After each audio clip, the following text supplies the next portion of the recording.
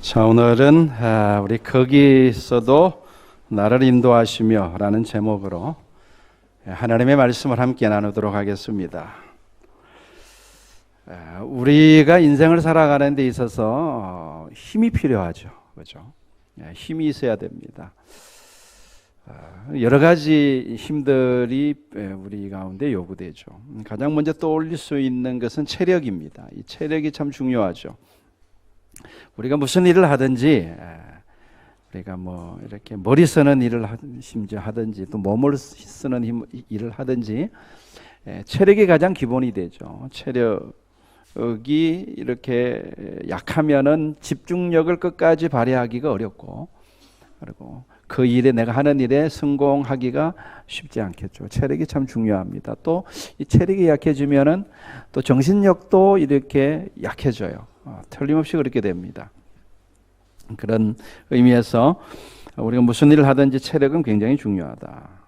우리 정신력도 또 무시할 수 없죠. 특별히 정신력 가운데 의지력, 무슨 일을 하든지 끈기 있게 할 수 있는 이 의지력이 굉장히 또 중요합니다. 내가 끝까지 무슨 일을 하든지 끝까지 이루고 말겠다는 강한 의지력이 있으면은 성공할 확률이 많겠죠. 또 우리가 가지고 있는 힘 중에 지식의 힘, 이것도 무시할 수가 없죠. 특히 오늘날과 같은 지식 정보 사회에서는 지식의 힘이 또 굉장히 이게 부각하고 있고 굉장히 또 중요하게 생각하고 있는 것이죠. 저는 가끔 그런 생각을 해봅니다. 어떤 생각이냐 그러면은 인류 역사란 힘의 흐름이 아닐까, 그런 생각을 해볼 때가 가끔 있습니다. 힘의 흐름. 여러분, 한때 이 세상은요, 무력을 가진 사람들이 주도권을 장악했던 시대가 있었어요. 그래서 월등한 무력을 가진 사람이 세력을 모으고 또 권력을 장악하고, 그래서 왕이 되거나 황제가 되었던 시대, 그런 시대가 분명히 우리 역사 가운데 있었죠. 그죠? 그때는 나머지 힘들도 공존했죠. 예를 들어 가지고 어떤 사람은 뭐 옛날에도 그때 당시도 장사를 잘해 가지고 돈을 많이 모은 사람들이 있을 거예요. 그러나 그 돈의 힘이 그 무력을 이기지 못했죠. 그냥 무력의 시녀 역할 정도 하는 거죠. 지식의 힘도 마찬가지죠. 참모 역할 정도에 머무르는 겁니다. 그 시대에는 무력을 가진 사람이 패권을 장악하던 시대, 분명히 우리 역사 가운데는 그런 시대가 있었어요. 한때 지식의 힘이 패권을 장악하던 시대도 있었어요. 뭐 대표적으로 예를 들자면 우리나라 이조 시대 같은 경우에는 이 성리학을 공부한 양반들이 패권을 장악하고, 그죠? 무신들은 권력 싸움에서 밀려났죠. 그런 시대도 있었어요. 또는 이렇게 종교의 힘도 여러분 무시하지 못합니다. 종교의 힘이 패권을 장악하던 시대도 있었어요. 대표적인 예가 언제입니까? 중세 유럽을 들 수 있죠. 중세 유럽, 그때는 교황의 교권이 유럽 전체를 장악했던 시대였죠. 이게 역사의 흐름을 쭉 보면 힘의 변천의 역사, 힘의 흐름의 역사. 바야흐로 오늘날은 무슨 시대입니까? 자본주의 시대입니다. 자본주의 시대. 자본주의 시대는 어떤 힘이 패권을 장악하고 있어요? 돈의 힘. 돈의 힘. 그런 시대에 저와 여러분들 지금 살고 있습니다. 물론 자본주의 시대인 오늘날도 군사력을 무시할 수 없지만, 그러나 역시 패권을 장악하고 있는 힘은 돈의 힘이죠. 그래서 돈 많은 사람들이 이렇게 에게는 유토피아와 같은 그런 세상이죠. 저는 개인적으로 이 돈의 힘이 패권을 장악한 이 자본주의 시대를 저는 역사의 마지막 시대라고 저는 개인적으로 봐요. 이렇게 역사가 계속 창조부터 요한계시록의 끝, 이렇게 종말을 향해서 이렇게 계속 달려가고 있잖아요, 역사가. 근데 역사의 시작이 있다면 끝이 있겠죠. 저는 이 자본주의 시대를 역사의 끝이라고 저는 개인적으로 보고 있어요. 여러 가지 그냥 이유가 있는데, 그 중에 성경을 보면 이런 말씀이 있습니다. 말세가 되면 고통하는 때가 이르는데 그때 사람들이 돈을 사랑하게 된다, 이런 말씀이 예언되어 있어요. 근데 여러분 곰곰이 생각을 해보세요. 여러분, 돈을 사랑하는 것이 뭐 말세에만 돈을 사랑합니까? 2000년 전에 예수님의 말씀에 의하면 또는 그때 성경의 기록에 의하면 바리새인들도 돈을 사랑했더라 이런 기록이 있어요. 바리새인들만 돈을 사랑했나요? 예. 그러니까 아담 이후로 지금까지 돈을 사랑하지 않았던 시대가 없어요. 사람들은 다 돈을 사랑합니다. 지금도 마찬가지고. 그러니까 말세가 이르면은 사람들이 돈을 사랑하게 된다는 이 말씀은 우리가 좀 다르게 해석해야 된다고 봐요. 그래서 저는 이 말씀을 어떻게 해석하느냐 그러면, 그러니까 사회 시스템 전체가 다 돈을 사랑하는 정신으로 굴러가는 사회, 그런 사회를 내다보고, 그러니까 자본주의 사회죠. 2000년 전에는 도저히 상상도 할 수 없었던 사회, 그 사회가 말세가 되면 그런 사회가 도래할 것이다. 저는 그렇게 해석을 합니다. 그래서 이 자본주의 사회는 역사의 마지막 시대가 아닐까. 그리고 또 제가 그렇게 생각하는, 마지막 시대라고 생각하는 이유 중에 하나가 뭐냐 그러면요, 지금까지 계속 제가 아까 말씀드렸듯이 이 힘에 이렇게 패권을 장악한 힘이 이렇게 변화되었어요. 어떨 때는 무력이, 어떨 때는 종교의 힘이, 어떤 때는 지식의 힘이, 또는 어떤 때는 뭐 다른 힘이. 그런데 그 시대들을 살펴보면요, 그래도 여러분들 그 도덕의 어떤 이렇게 도덕적인 끈을 놓지는 않았어요. 제가 봤을 때는. 그래도 그 나름대로 예법이 있었고, 그래도 도덕이 살아 있었어요. 그런데 이 자본주의 시대는요, 그 모든 것을 해체시키고 있어요. 그래서 저는 이것을 심각하게 바라보고 있습니다. 자, 아무튼 이 설교 서두에 제가 힘에 대해서 이야기하는 것은 다름 아니라 우리 그리스도인들이 가져야 될 힘, 우리도 힘이 있어야 됩니다. 그래야지 원수 마귀와 싸워서 이길 수가 있죠. 우리 그리스도인들이 가져야 될 힘에 대해서 말씀드리고자 하기 위함입니다. 저와 여러분들은, 우리 그리스도인들은 우리가 원하든 원치 않든 원수 마귀와 영적인 싸움 가운데 있어요. 그것을 인식하고 싸우는 사람도 있고 인식하지 못하고 싸우는 사람들도 있겠죠.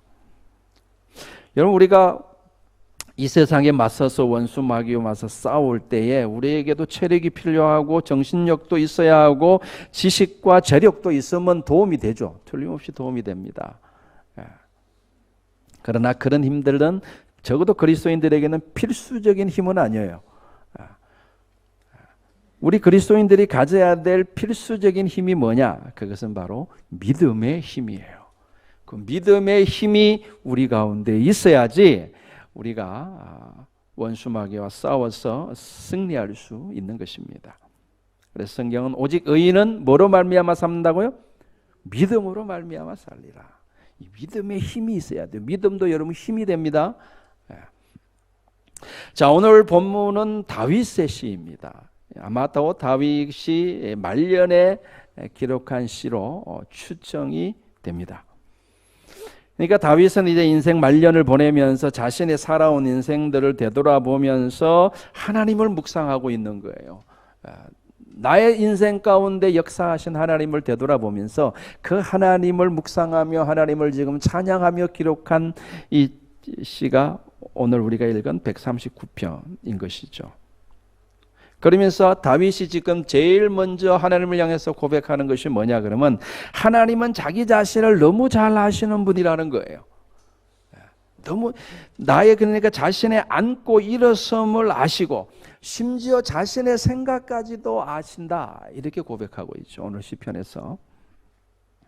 더 나아가서 자신의 모든 행위도 알고 계시고, 그리고 자신이 하는 말도 알지 못하시는 것이 없다.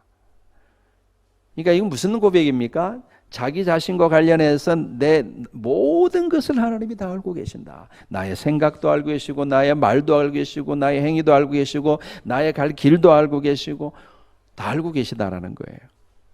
여러분, 이런 고백은 단순히 하나님에 대한 어떤 추상적인 말이 아니겠죠. 그것은 자신의 삶의 경험을 통한 다윗의 실제적인 고백인 것입니다.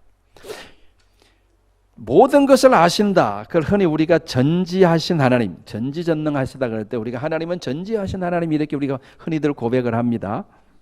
그러나 우리의 고백은 허공을 울리는 메아리일 경우가 많아요. 그러니까 실제적으로 하나님이 모든 것을 다 알고 계신다고 믿지 않으면서 진정성 없이 말하는 경우가 많습니다. 하나님이 전지전능하시죠. 그러면 그냥 이렇게 아무 생각 없이 네 그러지만 사실은 믿지를 않아요. 하나님이 나의 모든 것을 알고 계시다는 것을 믿지를 않아요. 다윗은 정말 그것을 믿고 고백하는 거거든요.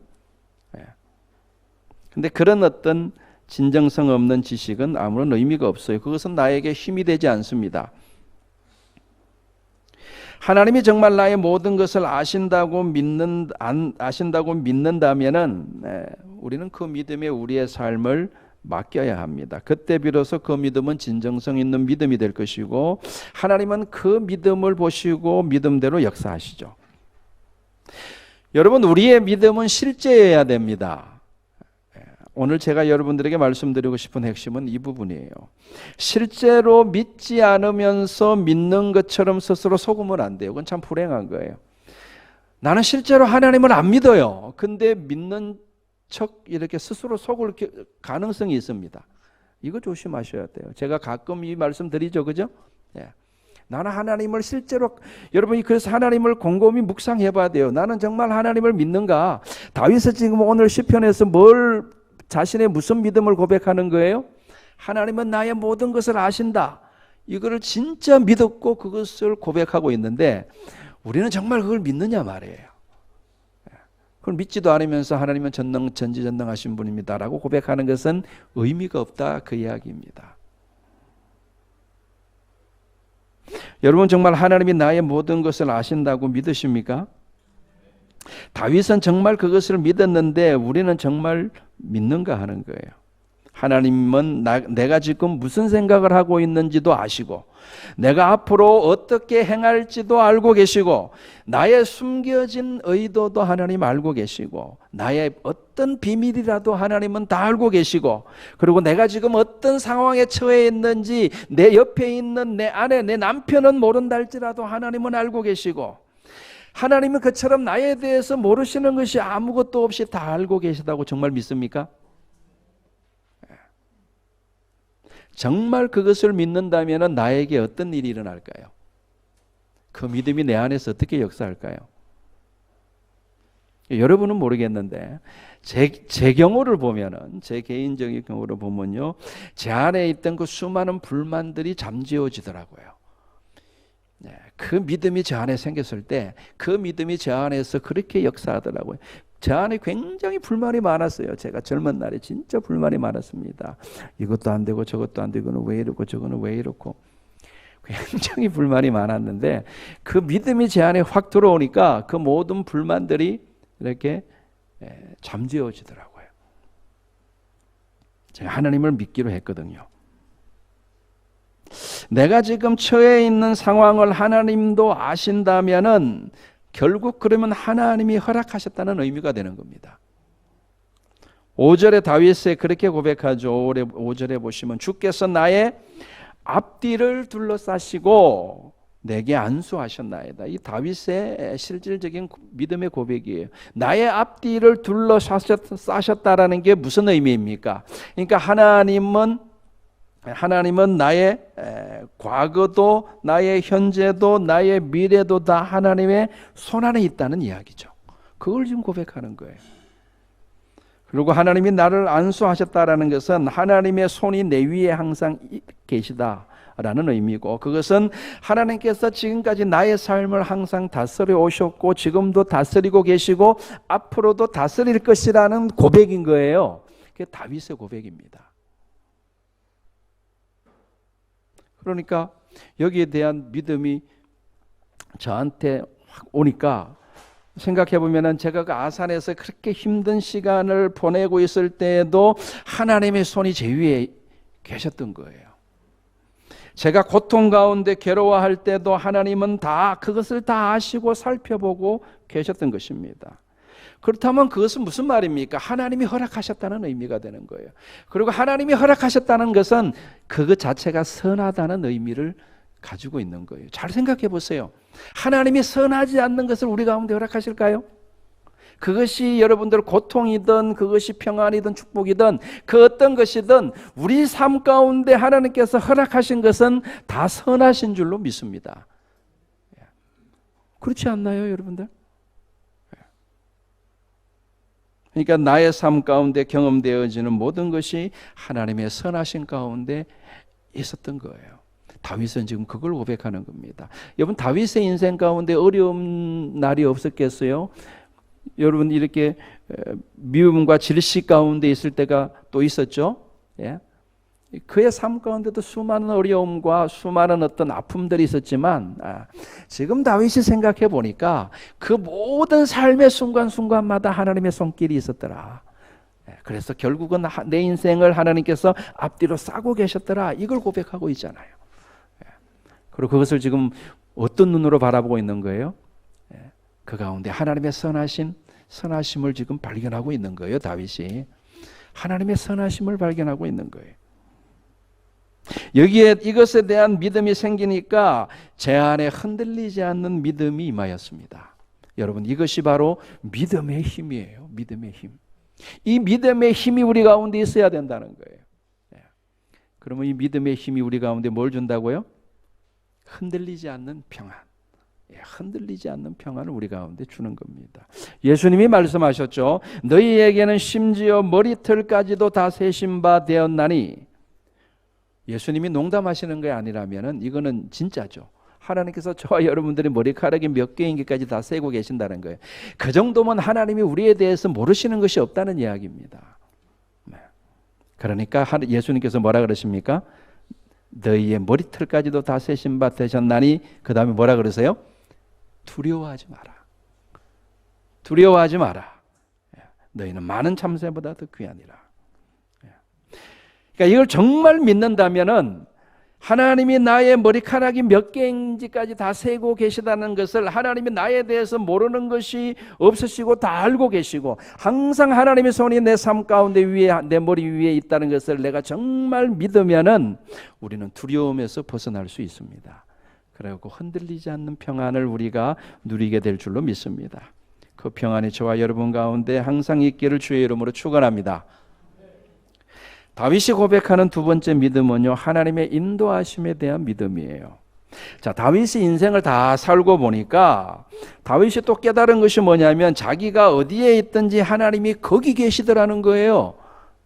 그래서 자기가 하늘 위에 올라가도 하나님이 거기 계시고 자기가 땅 속에 수월로 내려가도 하나님이 거기 계시더라는 거예요. 물론 설마 다윗이 뭐 이렇게 하늘로 올라가고 서울로 내려갔겠어요? 천당과 지옥을 왔다 갔다 하는 그런 급박한 상황 속에서도 보니까 하나님이 거기도 계시더라는 거예요. 그리고 자기가 새벽 날개를 치며, 다윗은 새가 아닙니다. 비유법이죠. 새벽 날개를 치며 바다 끝에 가서 거주할지라도 보니까 거기도 하나님이 계시더라는 거예요. 여러분, 고대 히브리인들에게 바다는 곧 지중해를 가리키는 거죠. 그리고 지중해 너머에 다른 세상이 있다고 그들은 보지 않았어요. 그러니까 바다 끝이라는 이 표현은 세상 끝이라는 표현으로 바꿔도 똑같아요. 내가 세상 끝까지 가봤는데, 그리고 이 바다는요, 그때 당시 또 그렇고 성경에서 바다는 보통 어떤 고난의 상징이죠.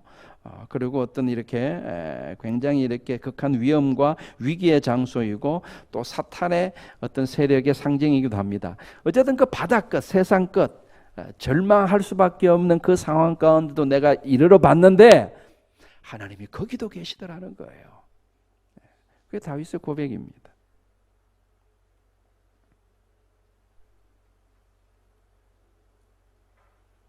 그리고 그곳에서도 하나님은 자신을 인도하시며 자신을 붙들어 주시더라는 겁니다. 그리고 캄캄한 흑암이 자기를 덮어가지고 아무도 자기를 찾지 못할 것이라고 생각했는데 하나님 앞에서는 그 흑암이 자기를 숨기지 못하더라는 거예요.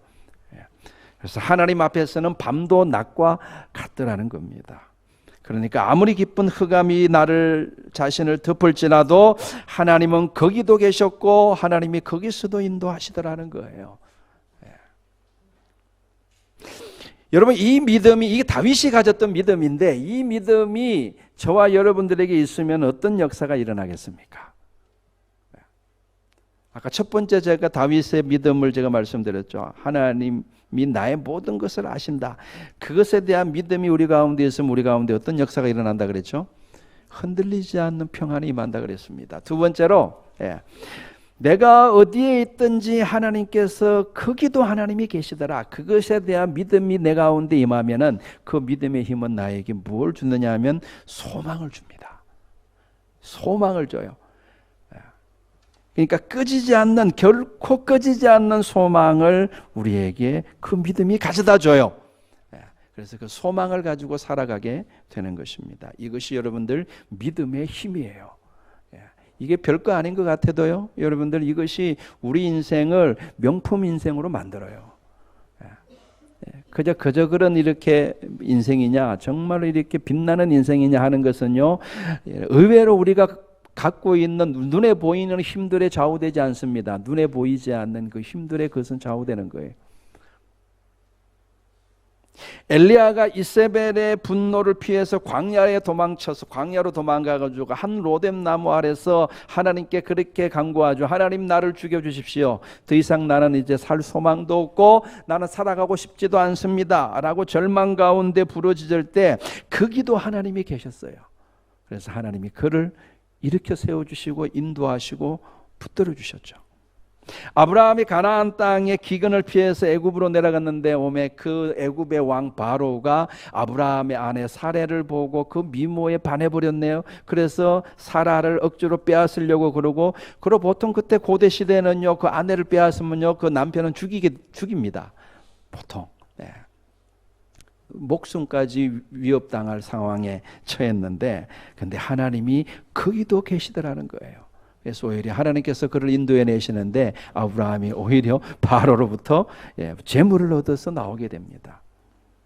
다니엘이 다리오 왕의 신하들의 모함을 받아가지고 사자굴 속에 들어갈 위험에 처했어요. 그래서 다니엘은 아마 이제는 죽겠구나, 죽음을 각오했을 겁니다. 그러고 사자굴에 들어갔는데 웬걸요, 사자굴 안에도 하나님이 거기도 계시더라는 거예요. 계셨어요. 그래서 하나님께서 다니엘을 그곳에서 구원해 내셨습니다. 내가 새벽 날개를 치며 바다 끝에 가서 거주할지라도 거기서도 주의 손이 나를 인도하시며 주의 오른손이 나를 붙드시리이다. 여러분 가운데 지금 바다 끝에 서 있는 분들이 계십니까? 흑암 가운데 갇혀 있는 분들이 계십니까? 그러니까 그 누구의 도움이나 구원도 기대할 수 없는 상황 가운데 놓여 있습니까? 그럴지라도 소망을 가지시기를 바랍니다. 하나님은 거기에도 계십니다. 이것은 다 같이 아멘 합시다. 더 크게 아멘 합시다. 아멘. 하나님은 거기서도 계시며 우리를 인도하고 붙들어 주실 것입니다. 저는 이것을 여러 번 경험했어요. 별로 작은 경험이지만, 작은 경험이지만 확실하게 하나님이 거기서도 계시다라는 것을 제가 확실하게 여러 번 경험했습니다.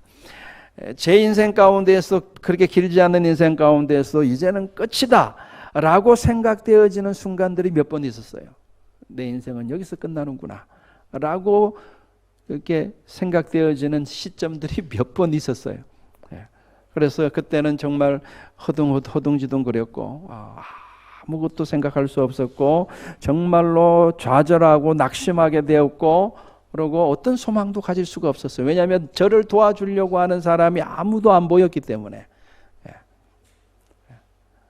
이제는 끝이구나. 근데 거기도 하나님이 계시더라고요. 거기 하나님이 계셨어요. 이걸 여러 번 제가 경험하고 나서 그때부터는 제가 더 이상 절망하지 않습니다. 그래서 항상 저는 소망을 가지고 살아갑니다. 제 안에는요, 꺼지지 않는 소망이 있습니다. 어떤 상황에 제가 놓여 있을지라도 거기도 하나님이 계시다는 것을 제가 경험했기 때문에, 그걸 제가 알고 믿기 때문에 저는 어떤 상황에 놓이더라도 제 안에 있는 소망은 꺼지지 않습니다. 더 이상 상황을 보고 절망하지 않습니다. 더 이상 제 자신의 무능함을 보고도 저는 절망하지 않습니다. 주의 손이 나를 인도하시고 주의 오른손이 나를 붙드시고 계심을 알기 때문에 그렇습니다. 저에게는 그것이 가장 중요한 거예요. 이것이 여러분들 믿음의 힘이에요. 믿음의 힘. 그래서 저는 우리 교회가 지하에 오래 있었다 할지라도 저는 낙심하지 않습니다. 왜냐하면 이곳에 하나님이 함께 계시기 때문임을 저는 믿기 때문입니다. 우리 교회 성도들이 많지 않아도 저는 절망하지 않습니다. 그리고 오늘날 이 시대에 어떤 이렇게 영적인 분위기가 적그리스도의 영이 팽배하고 그리고 교회가 더 이상은 소망이 없다고 너도 나도 다 이야기하고 그런 소리들이 들린다 할지라도 저 안에는 소망이 있어요. 저는 낙심하지 않습니다. 그 어떤 것도 제 안에 있는 소망을 꺾지 못합니다. 그 소망은 전능하신 하나님이 나와 함께 하시고 나를 인도하시고 나를 붙드신다는 그 믿음에서 오는 소망입니다. 그 소망은요, 꺼지지 않는 소망이에요. 하나님이 여기 우리와 함께 계십니다. 아멘. 과거에도 여기 계셨고 그리고 지금도 여기 계시고 앞으로도 여기 우리와 함께 계실 줄로 믿습니다. 그거면 됐지 않습니까? 우리에게 더 뭐가 필요합니까? 하나님이 나와 함께 계신 거. 우리는 믿음으로 하나님이 역사하실 때까지 기다리면 되는 겁니다. 우리를 향한 주의 생각이 참 많습니다. 여러분 17절을 보세요. 오늘 읽지 않았지만 17절에 다윗이 그렇게 고백하죠. 하나님이여 주의 생각이 내게 어찌 그리 보배로우신지요. 그 수가 어찌 그리 많은지요. 내가 세려고 할지라도 그 수가 모래보다 많도소이다. 내가 깰 때에도 여전히 주와 함께 있나이다. 이렇게 고백합니다. 여러분 우리를 향한 주님의 생각이 있어요. 제 개인을 향한 주님의 생각이 있고 여러분 각자 개인을 향한 주님의 생각이 있습니다. 그리고 우리 말씀사랑교회를 향한 주님의 생각이 있는 줄로 믿습니다. 그 모래알보다 많다 그랬어요. 우리 교회를 향한 주님의 생각도요 모래알보다 많다 그러셨습니다. 근데 우리는 우리 교회를 바라보며 또는 내 자신을 바라보며 몇 가지 생각 안 해요. 몇 가지 생각해보지도 않고 우리는 쉽게 결론을 내려버립니다. 우리는 소망이 없다. 우리는 안 된다. 여러분들 우리가 상상하지도 못할 만큼 많은 길들이 하나님에게는 있다는 사실을 믿으시길 바랍니다. 우리는 반드시 깨어날 때가 옵니다. 그때 비로소 우리는 주님이 나와 우리와 함께 계셨다는 것을 알게 될 것입니다. 지금은 모를 수 있어요. 여러분 우리 영혼이 잠들어 있을 때는요 주님이 나와 함께 하신다는 사실을 전혀 눈치채지 못해요. 그래서 하나님은 지금 어디 계신가 라고 우리가 이렇게 의심을 갖게 되고 하나님은 더 이상 우리에게 관심을 갖지 않는구나. 하나님이 나와 함께 하지 않는구나. 그렇게 생각되어질 수가 있습니다. 그래서 우리에게는 더 이상 소망이 없는 것처럼 느껴지고 생각되어질 수 있습니다. 그러나 그렇지 않다라는 거죠. 그건 결코 그렇지 않습니다. 하나님이 항상 우리와 함께 계시고 지금 우리와 함께 계시다는 사실을 언제 알게 된다고요? 우리가 깨어날 때, 우리 영혼이 깨어날 때가 있어요. 그때 알게 된다는 겁니다. 사랑하는 성도 여러분, 오늘 시편의 다윗의 고백이 저와 여러분들의 고백이 되기를 바랍니다. 다윗의 믿음이 저와 여러분들의 믿음이 될 수 있기를 바랍니다. 그래서 다윗처럼 흔들리지 않는 평안이 우리 가운데도 있고 또 꺼지지 않는 소망이 저와 여러분 가운데 있기를 주의 이름으로 축원합니다. 기도하겠습니다.